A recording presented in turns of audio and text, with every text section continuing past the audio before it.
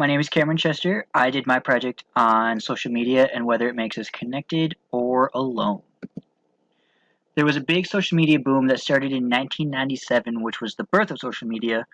The first one was 6 Degrees, and then it was followed by a few like MySpace, which was around for a few years, Facebook, which is still around today and probably one of the biggest social medias there is. Then in 2006 there was Twitter, and in 2007 there was Tumblr. Not as big as Facebook and Twitter, but it's still out there.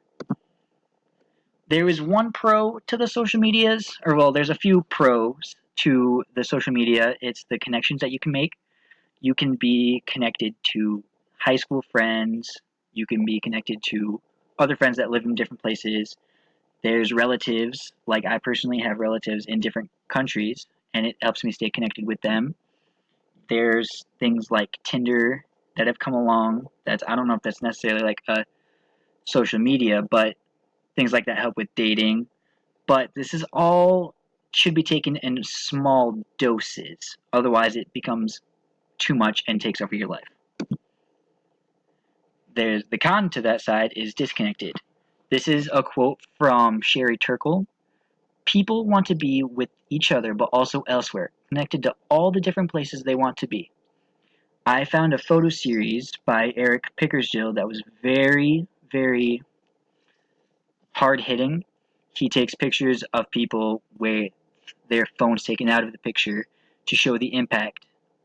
Like this couple here laying in bed next to each other, which is how a lot of people lay with their phones right there, not talking to each other. So we're getting connected to the outside world, but we're not truly connecting to the people that are close to us. A big thing that people like about social media and technology is the control. They get to control when they have a conversation, where they have a conversation, and how the conversation goes. The conversation isn't in real time, so they get to edit and think about what they're going to say before they have to say it. And obviously, I'm even guilty of this. I like texting because it's easier than talking. It is easier to think about what you want to say before you have to say it. So, social media and technology gives us a very large control over the connections and the conversations that we have. There was a few research studies done about cyberbullying. With social media on the rise, it opens up a very large opportunity for cyberbullying, which wasn't really that prevalent in before social media. The study said that the rising popularity of social media could be a possible impact on the rise of the suicide rate. And here we have a graph that shows from 2007 to 2014, and we can see how it rises as the popularity of social media had risen through those years. One of the cons of it is that it is a very large waste of time. People spend roughly 2 hours every day just on social media alone, let alone other technologies like TV and video games and other things that are not just social media, even on the internet. That calculates to 5.5 years, roughly, over your entire lifetime. That's 5.5 years that you could be spending doing other things, building skills, building real personal connections instead of just spending time scrolling through your newsfeed. One of the things with the control is it lets you portray an unrealistic image of yourself. You have time to edit what you're going to say. The pictures that people post are always the best looking ones. The unrealistic image, it gives you time to think, so you can have someone else be like, hey, so what should I say right here?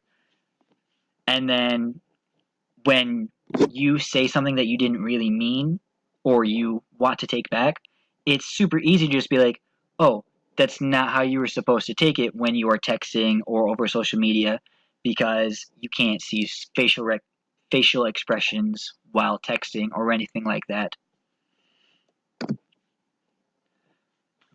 The rise in social media had a large impact on the younger generations, the ones who grew up with social media right in their hands.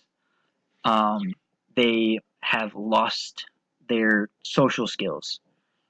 They are simply making connections instead of actually having conversations. Like, they can be connected to all of these different celebrities and other people on the internet, but they're never really having conversations with the people who are close to them. And then with that, there's text talk that comes involved, where people use abbreviations for everything and they don't ever use the actual words and they don't have conversations. So they aren't learning how to socialize in the first place. And here is my works cited page. Thank you very much.